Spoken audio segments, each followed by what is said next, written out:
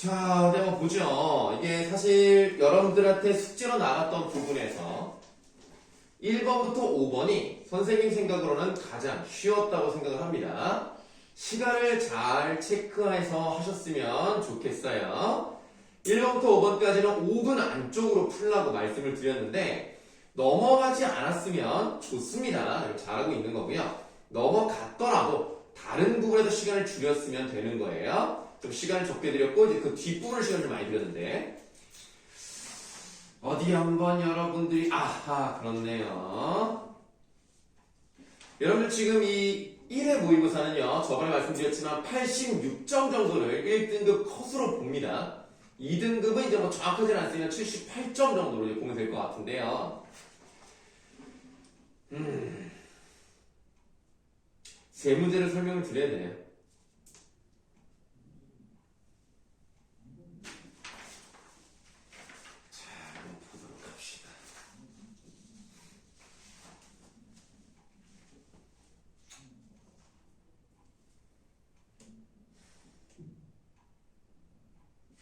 자, 우선 우리가 본문을 좀 보시겠습니다. 일단 첫 번째 문단에서 이거 다 안 읽을게요. 좀 빨리 가겠습니다. 기역을 보시면 이와 같이 민족적 특수성을 부여받은 문화유산이라고 되어 있습니다. 그러면 예를 들면 박물관 같은 데 딱 들어가가지고 웬만해서는 공개를 안 하는 유물도 있어요. 예를 들면 세종어제 훈민정음 같은 거 있죠? 공개 잘 안 합니다. 아주 그냥 특수한 그런 위치를 부여받았는데요. 이런 것들이 마치 우리의 모든 전통을 다 가지고 있는 것처럼 표현이 되어 있는데 물론 틀린 말은 아니지만 중요한 건 원래의 가치가 있을 거 아니에요. 예를 들면 그릇 같은 거는 본래적 가치가 뭐예요? 밥을 먹는 거예요. 근데 그런 것들을 박물관에 갖다 놓고 밥을 먹지는 않잖아요. 그러니까 그런 것들은 어떤 면에서는 일상생활에서 유리된 그런 어떤 특수한 지위를 부여받은 훌륭한 문화유산입니다. 그게 나쁘다는 게 아니라 그냥 그렇다는 거예요. 그런데 문제는 뭐예요? 그럼 그 가치가 무엇인가? 무엇을 계승해야 하는가? 이런 문제가 있다는 거예요. 어떻게 어떤 것을 문화유산으로 삼아야 되는가? 이제 그 문제가 두 번째 문제로 나오는 거예요. 그러면 어떤 것을 보존할 가치가 있는가가 합의가 됐다 하더라도 그러면 누가 어떻게 보존을 할 것인가? 우리나라의 보물을 우리나라에서 관리하는 것은 당연한 얘기예요. 근데 문제는 우리나라 문화유산이 외국으로 나갔을 경우 대표적으로 프랑스에 나갔던 뭐 외유관, 외교장관 뭐 그런 거 있잖아요. 그런 것들이 그 외교장과 의회가 걔네가 가져갔으니까 과연 걔네가 관리하는 것이 옳은 것인가? 원래 우리 건데 돌아와야 되는 것이 아닌가? 이런 게 또 싸울 수 있다는 얘기입니다. 그래서 누가 관리해야 하는가에 대한 문제가 있을 수 있어요. 자, 그 다음에 또 어떤 내용이 나와 있냐면 맨 마지막 문단으로 가보시면 이처럼 문화유산이란 기본적으로 과거의 토대를 두고 있지만 그 존재의 가치나 영속성은 현대 사회의 삶과 가치관에 의해 끊임없이 영향을 받으며 재형성된다. 문화유산은 보존해야 하지만 중요한 것은 화려한 유물 자체나 그 유물로 미화되는 국가나 민족의 영광이 아니라 그 이면에 있는 인간과 그들이 살아가던 삶의 진실입니다. 그래서 그런 것들을 보시면 박물관에 있는 것들만 의미가 있는 건 아니에요. 박물관 밖에 있는 유물에서도 삶의 흔적을 느낄 수 있다면 깊은 관심을 기울여야 한다. 이 얘기를 하고 있는 겁니다. 그래서 3번 문제를 이제 한번 보도록 할게요. 적절하지 않은 건데요. 위에 보기 박스는 아까 말씀드린 걸로 대체를 하고요. 2번 보기를 보도록 하겠습니다. 조선의 문화재가 분명한 외규장각 의궤가 145년 만에 돌아왔어요. 근데 완전히 반환이 아닙니다. 대여죠. 그러니까 완전히 우리 거라고 말하기가 애매한 그런 상태란 말이에요. 그 왜 그러냐면 프랑스는 프랑스 입장에서 우리는 루브르 박물관도 있는 아주 위대한 문화유산이 많은 그런 나라다. 그런 관리를 우리가 더 잘할 수 있지 않느냐. 우리나라 입장에서는 어때요? 원래 우리 건데 우리가 잘하고 우리가 못 사는 나라도 아니고 우리도 박물관 잘 운영할 수 있다. 내 나라인 겁니다. 근데 결국에는 어떻게 돼요? 협의가 빌려주는 형식으로 됐다는 거죠. 그러면 이런 것들이 뭐예요? 국제 정치적 역학 관계가 작용했다고 볼 수 있습니다. 그래서 2번 답이 아니에요. 답은 5번입니다. 왜 규장각 의궤에 대해 우리나라는 완전한 반환, 프랑스는 대여 형식을 선호하는 것은 문화유산의 본래적 의미라면 박물관에 들어가는 것으로서가 아닌 원래 어떻게 사용을 했는가, 원래 그 의미가 무엇인가, 그거에 대해서 우리나라 프랑스가 다르게 생각하는 건 아니에요. 훌륭한 문화유산인 건 맞습니다만 어느 쪽이 관리를 할 것인가에 대한 문제의 차이지 인식 차이는 아닙니다. 뭐 어떤 나라는 이건 뭐 본래적으로 의미가 없어, 이건 본래적 의미가 있어, 이것 때문에 싸우는 건 아니라는 거예요. 3번의 답은 5번이 되겠습니다. 그리고 4번 문제로 가십니다. 기역은 민족적 특수성을 부여받은 문화유산이고요. 니은은 박물관 밖에 존재하는 유물입니다. 보기 1번을 보세요. 기역은 니은과 달리 과거 사회의 전통 속에 뿌리내린 문화유산이다. 그러면 니은은 문화유산이 아니라는 얘기네요. 잘못했잖아요. 니은도 문화유산이죠. 1번은 답이 아닙니다. 오히려 문화재로서 바깥에 있는 것, 박물관 바깥에 있는 것들에서 삶이 잘 느껴지고 진솔함이 느껴진다는 표현이 마지막에 나왔기 때문에 4번의 답은 4번이 되겠습니다. 나머지는 다 맞았어요. 그래서 1번에 3번, 2번에 2번, 5번에 3번입니다. 자, 지금까지 다 맞은 사람도 있습니다. 자, 좋아요. 출발이 좋았고요. 설령 지금 좀 틀렸다 하더라도 뒤에서 다 맞으면 되니까 너무 걱정 안 하셔도 되겠지만 일단은 이제 6번부터 설명을 드릴 건데요. 뭐 6번, 7번, 8번, 9번, 12번 이렇게 5문제를 설명을 드리면 됩니다. 여러분들이 다 맞은 문제는 10번이 있네요. 10번의 답은 5번입니다. 자, 나머지 이제 설명을 드리는데 좀 어려웠어요? 요거 시간 쟀을 때 시간 안쪽으로 들어왔어요? 네, 알겠습니다. 자, 이거는 여러분들만 어렵게 느끼는 건 아니고요. 보통 가장 많이 틀리는 문제가 7번 하고요. 9번을 많이 틀립니다. 자, 여러분들 그걸 넘어간다 한번 보도록 하죠. 첫 번째 문단부터 가겠습니다. 혈관 벽이나 각종 내장 기관의 벽에 있는 민문이근은, 자, 민문이근 무늬가 없는 근육이죠. 그러니까 이게 이제 그 무늬가 없는 근육 이렇게 해서 합성과 파생의 과정을 다 거쳤어요. 민문이근은 체신경이 아닌 자율신경계의 지배를 받아 의식적 혹은 수의적으로, 수의적이라는 얘기는 랜덤, 내 마음대로 뭐 이렇게 보시면 돼요. 자의적으로 조절할 수 없기 때문에 불수의근이라고 합니다. 혈관벽의 민문이근은 수축이나 확장을 통해 혈류를 조절하는 역할을 하고 각종 내장기관벽의 민문이근은 수축이나 이완을 통해 음식물의 소관을 따라 이동하거나 소변이 배설되도록 합니다. 뭐 배설된다는 게 뭐 밖으로 나가게 하는 거니까 이건 어렵지 않고. 민문이근 세포는 크기가 작고 마른 먹골인데 서로 연결되어 시트 형태를 이루고 있어요. 민문이근 세포는 단핵이고 일생에 걸쳐 분열할 수 있는 능력이 있어서요. 그 다음에 밑줄 한번 해보죠. 근육 조직이 손상을 받으면 여러 종류의 주변 분비 물질이 분비되어 민문이근 세포의 분열을 촉진한다 라는 말이 나왔어. 그러니까 6번에 2번은 나왔어요. 6번, 2번 답 아닙니다. 다시 본문 가셔서. 그리고 민문이근은 뼈에 붙어있는 골격근에 비해, 자, 이 니은이 이제 골격근이죠. 골격근에 비해서 비교적 강한 장력을 발생시킨다라고 되어 있죠. 민문이근이 강한 장력을 발생시키는 거예요. 장력이라고 하면 뭐예요? 끌어당기는 힘이라고 생각하시면 될 것 같아요.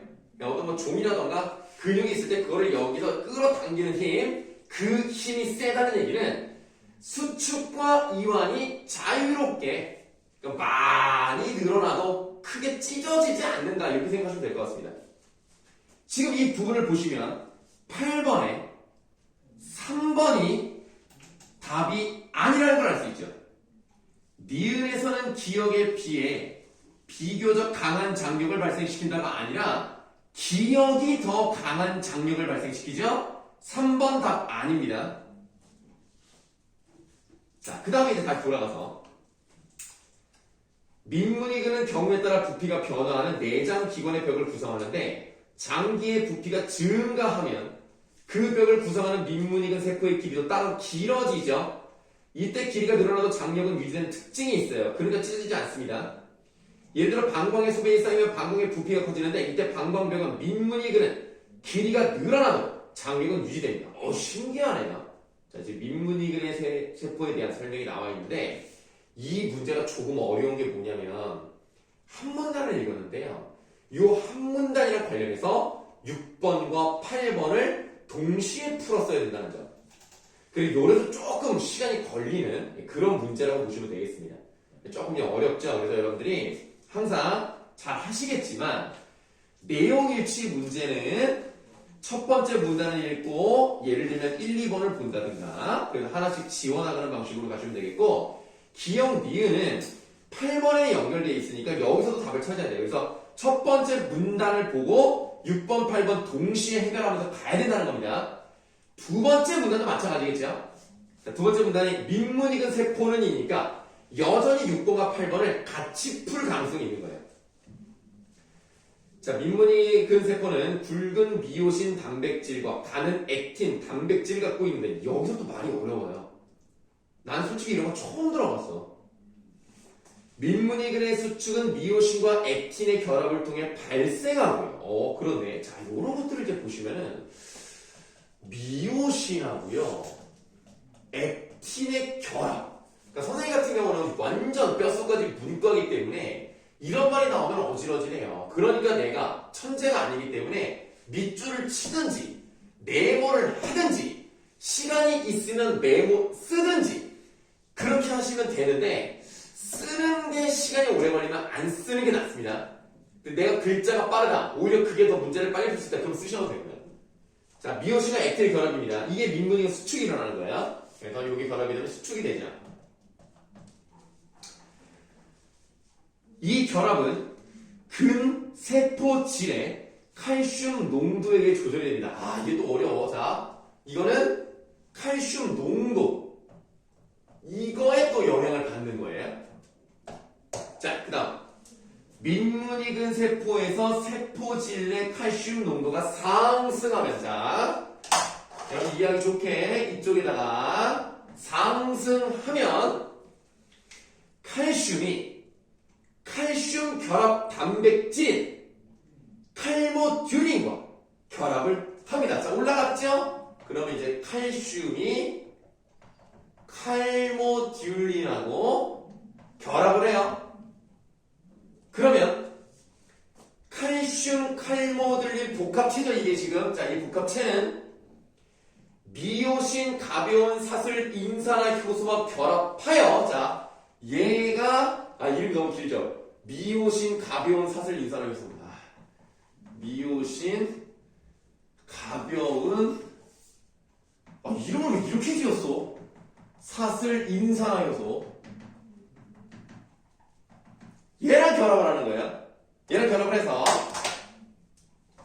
결합했죠? 그래서 이 효소의 활성화를 유도합니다. 그래서 결합이 돼서 이 효소가 활성화되게 만들어주는 거예요. 그러면 활성화된 인산화 효소에 의해, 그리고 말이 어려워, 구형으로 둥글게 말려있는 미오신 분자의 끝부분인 미오신 머리. 자, 그림이 나와 있긴 한데요. 미오신이 뭐 이렇게 생겼어요. 근데 요 끝부분에 그림이 어떻게 돼 있냐면 뭐 요런 식으로 이렇게 돼 있어요. 약간 구형으로 이렇게 돼 있다는 거죠. 이 지금 말이 좀 어려운데요. 이거 다시 한번 읽어드릴게요. 구형으로 둥글게 말려있는 요게 이제 하나고 그게 뭐예요? 미오신 문제의 끝부분이 미오신 머리. 미오신 머리가 구형으로 둥글게 말려있다는 소리야. 한마디로.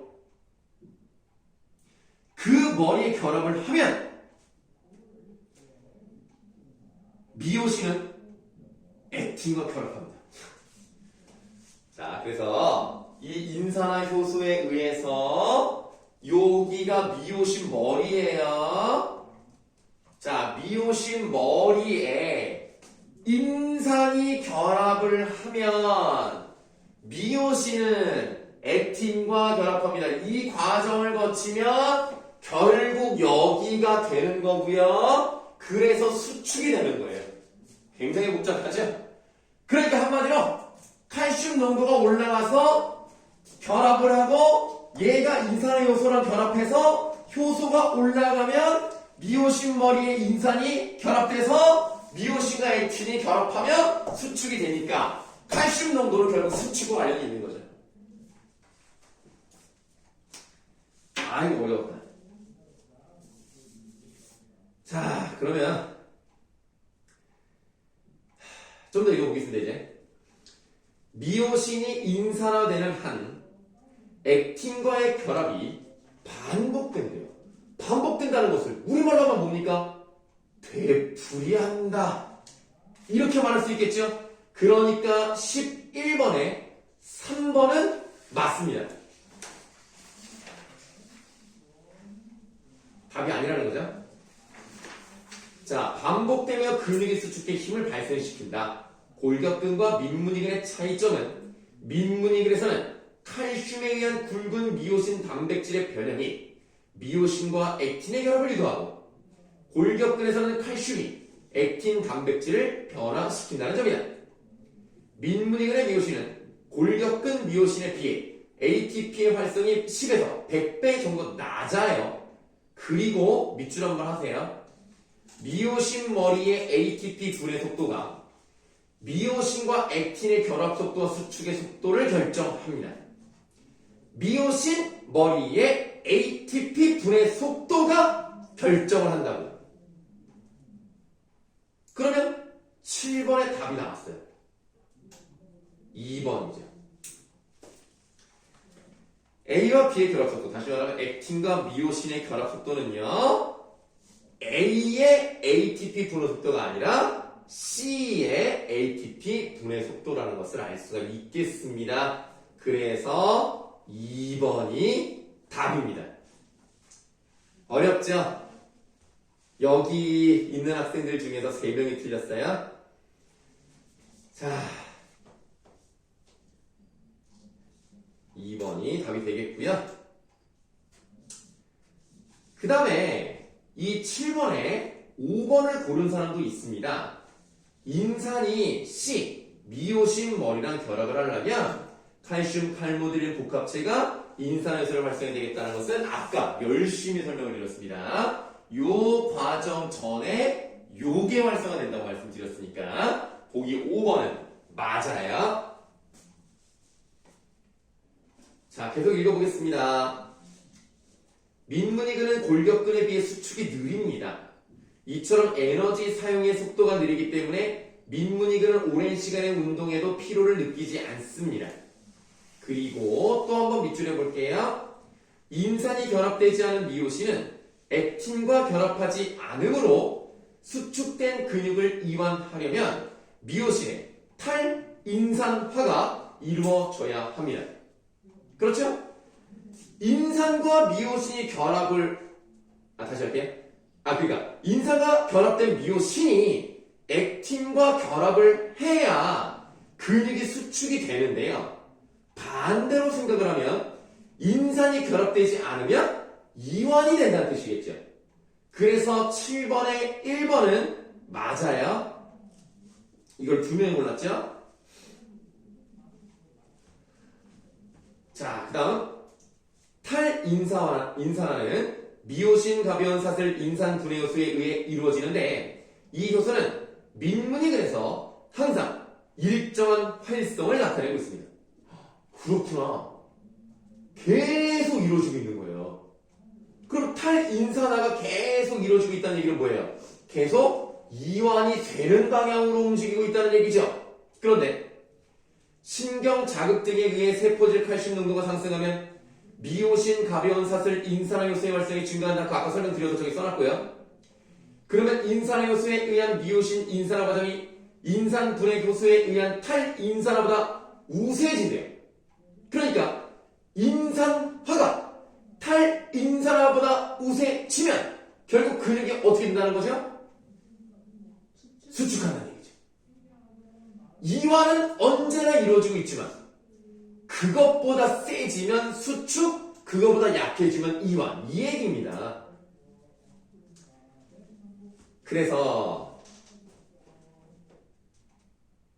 반면부터 볼게요. 반면 세포질 칼슘 농도가 감소하면 동그라미 가로되어 있네요. 인산화된 미오신 양이 감소하며 이완이 이루어진다라고 되어 있네요. 그러면 9번을 맞춰볼 수가 있겠습니다.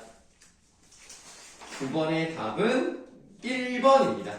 네, 탈인산화 과정이 인산화 과정보다 우세해지기 때문에 이완이 될 수 있다. 이렇게 설명을 드리겠습니다.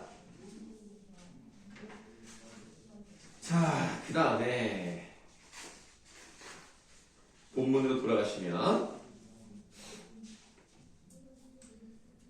우리가 아까 10번은 다 맞았다고 했고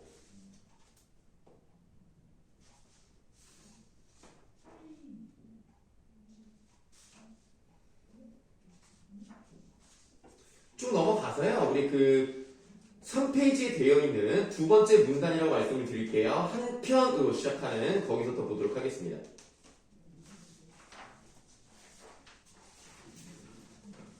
자, 한편 골격근에서는 한 번의 활동 전이에 의해 방출되는 칼슘이 모든 미오신과 액신을 결합시키기에 충분하다. 민문이글에서는 활동 전이에 의해 방출되는 칼슘이 일부의 미오신과 액틴을 결합시킵니다. 일부의 라는 말이 나와 있죠. 따라서 민문이글에서는 세포질 칼슘 농도에 따라 장력이 단계적으로 발생합니다. 그런데 그럼 지금 우리가 8번에 2번을 보시겠습니다. 기역에서는 니은과 달리라고 했어요. 그러니까 골격근에서는 한 번의 활동 전이에 의해 방출되는 칼슘이 충분해. 근데 민문이근은 어때요? 일부만 결합시킬 수 있다고 했죠. 그러면 8번에 2번이 답이네요.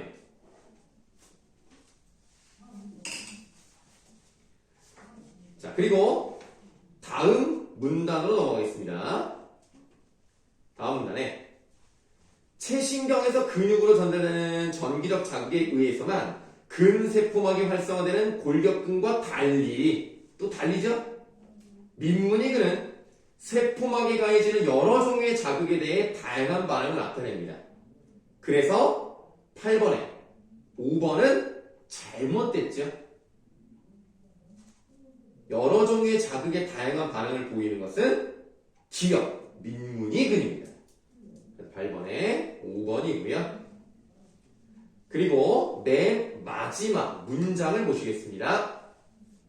어떤 민문이근은 세포막의 탈분극에 반응하여 수축하는 반면 어떤 민문이근은 세포막 전이의 변화가 없어도 수축이 가능합니다. 지금 이 말이 어디 나와 있어요? 6번에 1번에 나와 있는데 보세요. 모든 민문이근이 아니라 어떤 민문이근은 가능한 거죠. 네. 모든이 잘못됐습니다. 6번에 1번, 7번에 2번, 8번에 2번, 9번에 1번, 10번에 5번, 11번에 4번 되겠습니다.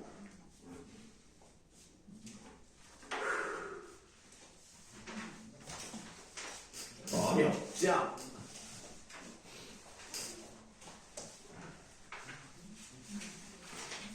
이제 독서 지문이 각각 다르잖아요. 그러니까 우리가 맨 처음에 봤던 거는 사회문화 쪽이고 이번에 본 거는 과학기술 쪽이잖아요. 그래서 좀 자기가 좀 강한 부분은 좀 잘하고 좀 아니면 좀 아니고 좀 그렇게 약간 갈리는 것 같아요. 선생님 답을 한번 맞춰보니까. 자, 이번에는 이것도 또 사회문화 쪽이 나왔습니다. 이거 인문사회 쪽, 인문예술 쪽으로 봐야 되나? 사회로 봐야 되나? 자, 요것도 설명을 드려야 되는 것이 13번,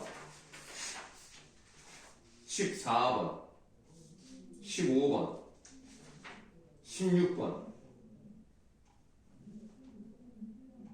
17번. 이거 좀 많이 틀렸네. 그래요. 뭐 우리가 어떻게 보면 다 먹겠습니까? 86점만 받으시면 됩니다. 그 정도는 가능하지 않을까요? 지금 이제 14점이면 2점짜리 7개만 틀리시면 돼요. 그 정도면 1등급 나올 수 있을 것 같습니다. 한번 도전해 봅시다. 일단 여러분들 12번은 다 맞추셨어요. 2번이 답입니다. 그러면 어떻게 하면 좀 효과적으로 설명을 드릴 수 있을까?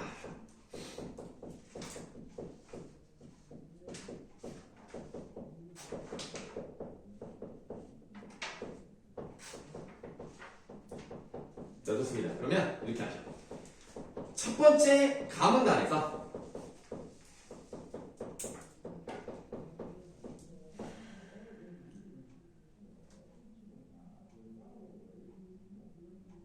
가문단을 이용하죠. 지대를 최초로 이뤄낸 사람은 고전 경제학자 윌리엄 패티입니다. 뭔가 햄버거 같은 걸 좋아할 것 같이 생겼죠. 자, 그는 토지로부터 생산된 생산물의 가치에서 생계에 비한 경작비를 차감한 자녀를 지대로 봤습니다. 지대라는 게 여러분들이 와닿지 않으면 어떻게 생각하시면 되냐면 내가 땅을 빌려요. 땅을 빌려가지고 생산한 농작물이 있을 거 아닙니까? 그럼 그 중에서 땅 주인한테 얼마를 준다라고 생각을 하면 그냥 편해요. 정확한 개념은 아닌데요. 그냥 뭐 월세? 뭐 아니면 1년에 내는 세금? 요 정도 느낌으로 이제 받으시면 지대가 그런 거구나 라고 알 수 있는데요. 지대가 입지의 차이에 따라 달라질 수 있다는 사실을 강조했습니다. 그 후 애덤 스미스, 정말 많이 들어봤죠. 애덤 스미스 동그라미 하세요. 이 사람이 했던 말 중에 제일 유명한 말이 뭐죠?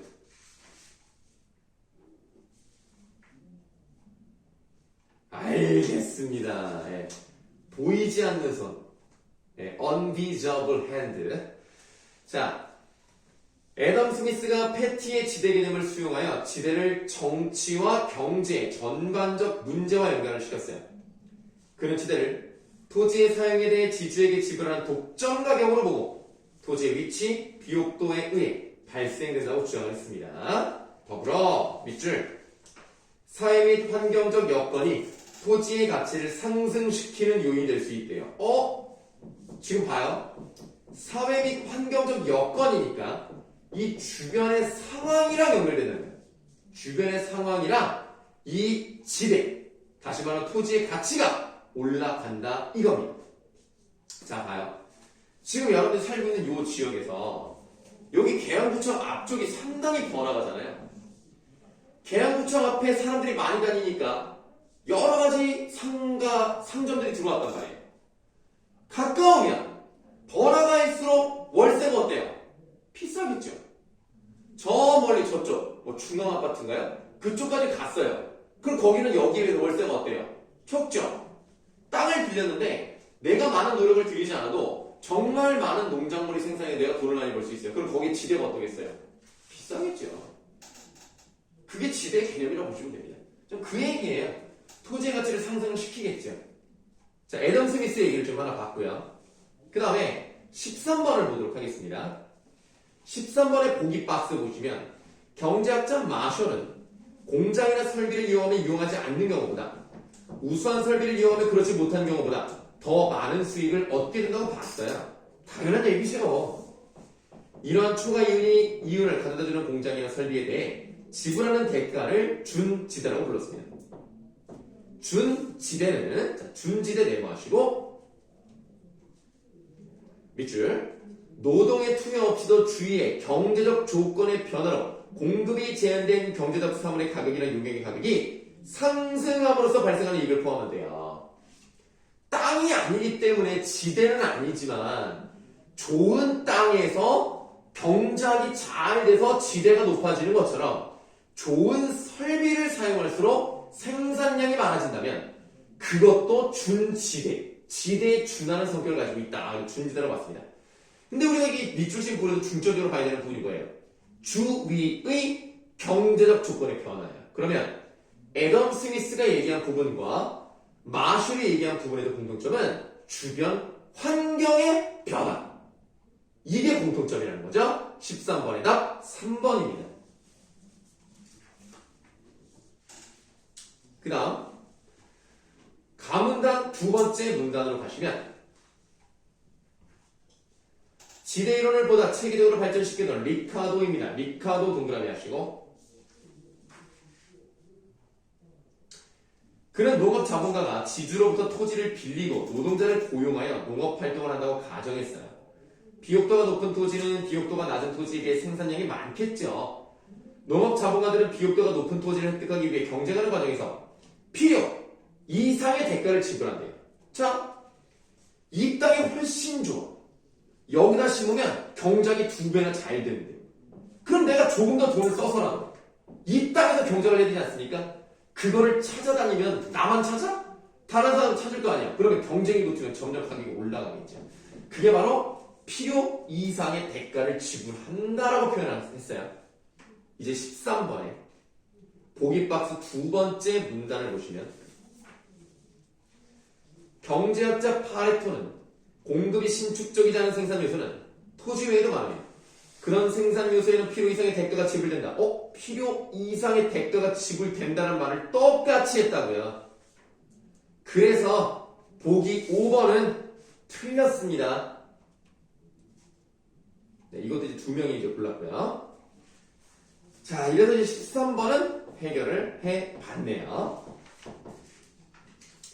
그럼 이제 우리가 14번 문제를 해결하기 위해서는 가문단의 마지막 문단을 보도록 하겠습니다. 그럼 거기 A, B, C가 있기 때문에 요거는 사실 내용이 좀 어려워서 그렇지 문제를 푸는 데는 좀 쉽게 갔다는 얘기예요. 무슨 말이냐면 아까 과학 지문은 하나를 읽고 두 문제를 동시에 풀어야 되는데 이거는 하나를 보면 하나만 풀면 돼요. 그 점은 좀 편합니다. 마셜로 가겠습니다. A 부분. 마셜은 지대는 희소성에 의해 발생하는 것으로 봤고요. 모든 토지가 동질적이고 토지의 양의 수요를 충족시키고 남을 정도로 풍부하다면 지대를 발생하지 않아요. 지대라는 건 왜 발생해요? 좋은 땅을 얻기 위해서 내가 돈을 더하는 거야. 그럼 지대가 올라간단 말이야. 근데 땅이 남아돌아. 그럼 뭐 굳이 좋은 땅 얻으려고 경쟁할 필요가 없거든요. 희소성이 없기 때문에 지대는 오르지 않는 겁니다. 다음. 그는 기업의 토지를 사려하여 도시 토지에 있어 위치의 중요성을 강조했고요. 지가는 땅값입니다. 건물이 60억이고 월세가 2천만 원이면 건물 값이 지가고요. 월세가 지대인 거예요. 지가는 위치의 가치에 농업적 지대를 합한 것이라고 주장했습니다. 마셜은 그렇게 얘기했네요. 그럼 봐요. A에서 마셜은요, 뭐라 그랬어요? 지대는 희소성이랑 관련이 되어 있습니다. 근데 지가는 지대에다가 위치의 가치를 합한 거면, 다시 말하면 지대는 희소성에 발생하니까 지가도 희소성에서 비롯됐다고 말하는 게 가능한 거죠. 이해되시죠? 자, 지대는 희소성에서 비롯된 것이지만 지가는 지대와 위치를 합친 거기 때문에 지가도 희소성에서 비롯된다고 말하는 게 틀린 건 아닙니다. 그래서 1번은 맞아요. 1번은 답이 아닙니다. 자, 그 다음에 이제 B 부분을 보시겠습니다. 헤이그예요. 뭔가 뭐 특설을 보낼 것 같지 않아요? 자, 헤이그는 교통수단은 공간의 마찰을 극복하기 위해 고안된 것이고 교통수단이 양호해지면 마찰이 적어지므로 절약된 마찰 비용으로 토지 이용자가 지대와 교통비를 지불한대요. 그러면 마찰을 극복하려고 교통수단을 만들었으면 마찰이 적어지니까 돈을 아낄 수 있네요. 대신에 그만큼 지대와 교통비를 낸다 이겁니다. 그러면 지대가 올라간다는 얘기죠. 그 다음에 따라서 도시 토지의 지가는 마찰 비용에 따라 달라진다는 거예요. 교통이 좋으면 지대가 올라갈 것이고 지대가 올라가면 땅값도 올라가겠죠. 그러니까 14번에 3번은 맞습니다.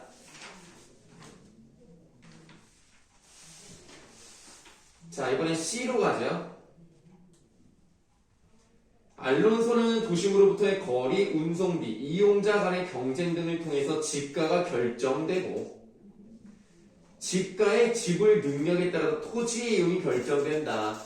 이 문제를 풀기가 어려웠던 것은 내용이 어렵다 보니까 아마 정신이 혼미해져서 잘못 보신 게 아닌가. 지금 나와 있잖아요. 지가의 지불 능력에 따라서 토지 이용이 결정됩니다. 거꾸로 가면 안 돼요. 14번에 답 4번입니다.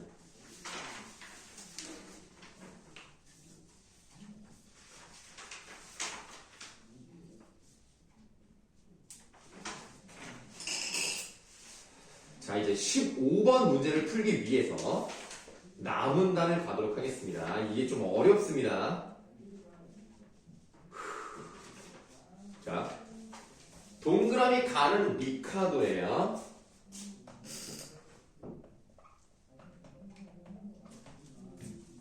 리카도의 차액 지대로는 고전학파의 일반적 견해였으나 지대를 비용으로 볼지 잉여로 볼지 여부와 이에 따라 생산물의 가치에 영향을 주느냐 주지 않느냐 여부에 대해서는 고전학파 내에서도 의견을 달리하였다. 리카도는 지대를 명백하게 잉여로 봤고요. 이를 체계적으로 설명하려고 노력했습니다. 리카도는 자 일단 밑줄 할게요. 수학 체감의 법칙으로 인해 생산비가 상승하게 되어 곡물 가격이 상승하게 되고 이로 인해 지대가 발생한다고 봤어요. 자, 수학 체감의 법칙이 정확히 뭔지 모르겠지만 밑에 써 있으니까 보시면 되겠고요. 순서가 있죠. 생산비가 상승하면 곡물의 가격이 상승하고 그러면 이것으로 지대가 발생한다. 이렇게 설명하고 있습니다. 다음 곡물 가격이 계속하여 상승하는 경우 지대도 계속하여 상승하게 되면 지대를 현재 가치로 환원한 값인 지가 역시 상승하게 된다고 주장하였다. 즉 생산물의 가격이 높기 때문에 지대 및 지가가 높은 것이며 지대와 지가는 생산물의 가격에 영향을 미치지 못한다는 것이다. 자, 그런가 보다 하고 넘어가시면 돼요. 리카도 지대의 이론에 따르면 노동이나 자본의 한계의 생산은 생각할 수 있어도 토지의 한계의 생산이라는 것은 생각할 수가 없대요. 자, 어려운 말이 나왔습니다. 그런데 그래도 여러분들 고등학교 2학년 됐고 물론 학교에서 물어만 하지만 독서집을 좀 여러분 풀어보셨다면 다시 할게요. 한계의 생산이 뭔지 알아요? 혹시 여러분들 중에서 학교에서 경제 선택한 사람 있습니까? 하긴 경제는 선택하는 게 아니라고 하더라고요. 네. 경제를 선택한 애들은 엄청 잘하는데. 용비는 뭐 선택했어? 저 물리화 생명. 아우 듣기만 해도 아우 그렇게 세 개를 다 몰아서 해야 돼? 아니지? 네. 근데 왜 세 개를 다 아우 너무 이과인데? 나 머리가 너무 아프다. 그렇단 말이에요? 물리, 화학이요? 너무 싫지 않아? 그럼 서연이는 뭐 했어? 저 생명이랑 문사랑 정보. 너는 이렇게 적절히 이렇게 했구나. 그래, 좀 마음이 좀 편안하네. 민서는? 저는 화생지. 그래, 차라리 화생지가 낫겠다. 물리화학이랑, 자, 마지막 하나 뭐였죠? 생명. 물리화학 생명이 정말 대단한데요? 진짜 멋진 과학자가 될 것 같아요. 네.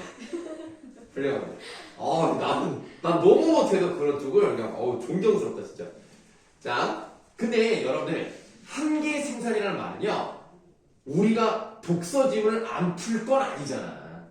수능은 볼 거 아닙니까? 이거는 알아두셔야 돼요. 어떤 의미냐면, 하나의 단위를 투입할 때, 생산이 얼마큼 더 많이 되는가? 그게 한계 생산이에요. 우리가 일반적으로 생각하고 한계 생산이 뭐 리미트? 뭔가 한계점이 있다. 이게 아니고 하나가 들어갔을 때 그거에 따른 얼마가 늘어나느냐. 자, 예를 들면 돈을 1,000만 원을 투자했더니 그 1,000만 원에 대해서 내가 이득을 2,000만 원이 나왔어. 공장에 사람 1명을 투입했더니 생산량이 100개가 늘었어. 그게 한계 생산이다. 이렇게 보시면 되는 거예요. 하나를 투입했을 때 얼마큼 더 많이 생산이 되느냐. 그 단위가 있죠? 투입에 따른 단위, 생산 단위. 그게 한계 생산입니다. 그러면 노동이나 자본의 한계 생산을 생각할 수 있다는 말은 뭐냐면 아까 말씀드렸듯이 공장이 너무 장사가 잘 돼. 물건을 계속 사고 싶다는 말이야.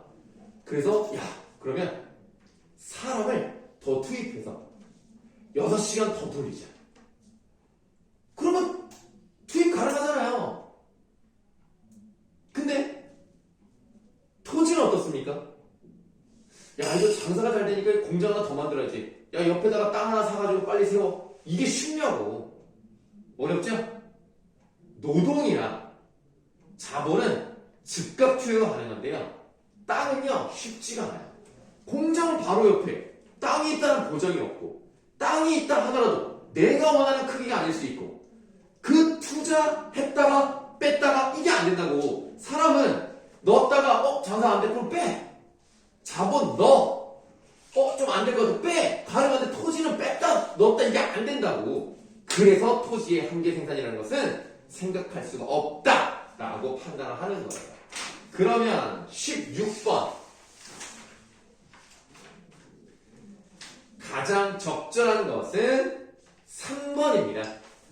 탄력성이 비탄력적이라는 것은 쉽게 유동적이지 못하다. 이게 탄력적이지 못한 비탄력적이에요. 쉽게 넣었다 뺐다 하기가 어렵다고요. 왔다 갔다 하기가 어렵다고.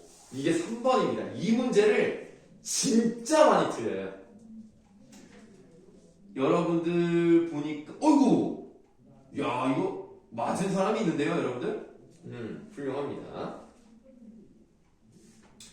지금 이거를 여러분들만 푼 게 아니라 다른 학생도 풀었는데요. 몇 명이 틀렸는지 말씀을 드리면 하나 둘셋넷 다섯 여섯 일곱 여덟 아홉 열 열하나 열둘 열셋 열넷 열다 열여 열일곱 열여덟 열아홉 스물 스물하나 스물둘 스물셋 스물넷 스물다섯 명 틀렸어요. 이 문제가 2점짜리라고 하기에는 정말 어려웠던 겁니다. 이게 무슨 말인지를 몰라서 틀렸을 거예요.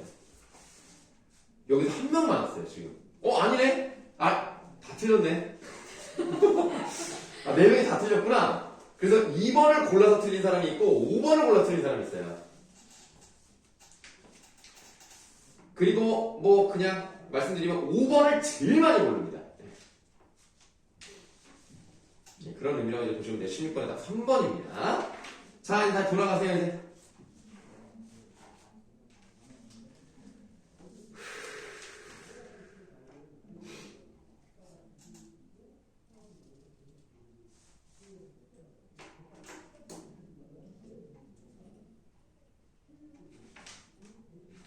자, 그 다음 보시겠습니다. 자, 기업국은 토지 한계 생산이라는 것을 생각할 수가 없어요. 따라서 토지에 귀속되는 소득은 한계 생산과 관계없는 이념으로 인식될 수밖에 없다는 것입니다.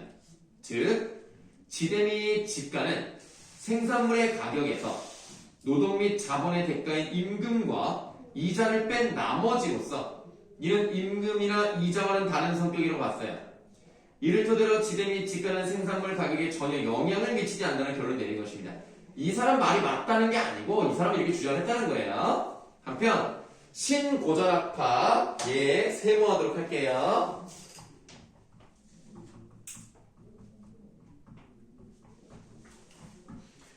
신고전학파의 주된 관심사는 토지를 비롯한 각 생산 요소가 유용성을 가지며 그 요용성이 얼마나 가치가 있냐는 것이었다.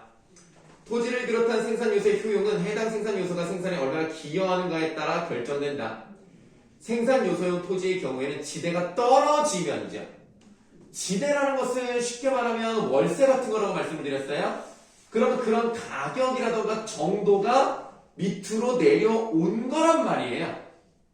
그래서 17번의 답 4번이죠. 속도가 떨어진다는 것은 어떤 정도에 미치지 못하죠. 하락했다는 겁니다. 4번이 답인데요. 보통 틀리는 학생들은 3번을 고릅니다. 그 당시에는 과자 한 봉지 팔면 10원이 떨어졌다는 얘기는 10원의 이익이 남았다라는 의미예요. 오케이. 그래서 17번의 답은 4번입니다. 자, 다시 본문으로 돌아가세요. 자, 그런 지대가 떨어지면 수요자들은 토지 구입량을 늘리고 반대로 지대가 올라가면 토지 구입량을 줄입니다. 당연하죠. 지대가 비싸면 안 사겠지. 토지를 비롯한 모든 생산 요소에 대한 대가는 한계의 생산 가치가 균등해지는 상황에서 결정된다. 그러므로 생산 요소의 한계 생산 가치가 곧 해당 생산 요소의 가격이며 또한 소득이다. 결국 지대 역시 노동의 임금 혹은 자본의 이자와 같이 토지 자체의 한계 생산 가치가 반영되어 있는 것이므로 임금이나 이자가 비용으로 계산되듯이 밑줄 하세요. 지대도 비용으로 계산이 되어 따라서 지대는 생산물의 생산비에 해당하면 생산비의 가격에 영향을 미치게 됩니다. 거기까지 밑줄 하시면 돼요. 지대가 비싸면, 다시 말하면 월세가 비싸면 음식값 비싸지잖아요. 똑같다고 생각하시면 돼요. 그럼 당연히 가격에 영향을 미치겠죠? 다음 문단. 신고전학파의 지대 이론에 의하면, 자, 밑줄에 해보세요. 토지의 투여량이 증가하는 경우 수학 체감의 법칙에 의해 한계의 생산이 하락한다고 봤습니다. 지금 보시면 수학 체감의 법칙이라는 말이 한번 또 나왔죠. 이런 점에서 위에랑 아래랑 같은 얘기를 하고 있다는 걸 알 수가 있어요. 이렇게 됐고요. 결국 생산물 가격이 일정한 경우 토지의 투여량이 증가할수록 토지의 지대는 하락하는 모습을 보인다고 주장했습니다. 자, 그 다음 따라서 일반적인 상품의 수요 곡선과 마찬가지로 가격과 수요량 사이의 반비례 관계의 모습을 취한다는 것입니다. 그리고 밑줄 초기의 신고전학파는 A 토지, 즉 동질의 토지에서만 이러한 현상을 분석했어요. 초기에는요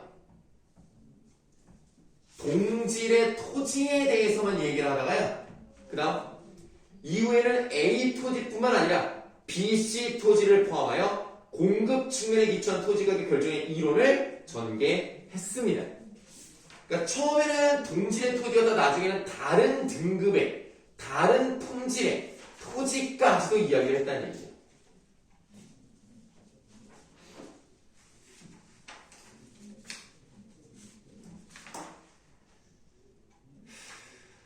자, 그래서 우리가 동그라미 가는 리카도잖아요. 그 리카도는 차액 지대론을 얘기했기 때문에 지대는 토지에 따라 다르다 라는 얘기를 합니다. 지금 그 부분을 읽지 않고 넘어갔는데요. 아까 우리 가문단에서 두 번째 문단에 밑에서 네 번째 줄을 보시면 우연에 따라 토지보다 이런 차이가 다르므로 지대도 차등으로 나타난다 라고 했기 때문에 토지의 질이 다르다 라는 걸 얘기를 했어요. 그래서 15번에 4번을 고른 사람은 답이 아닙니다. 네, 리카도와 초기 이후에 나는 토지의 질이 다를 수 있다고 봤어요. 4번은 맞고요. 답은 2번이 되겠습니다. 거꾸로 됐어요.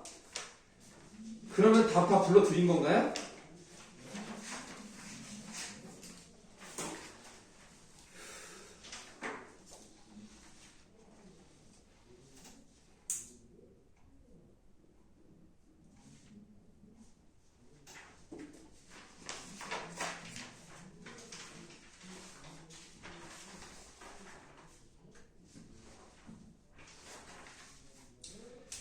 자, 그러면 좀 쉬었다가 하죠.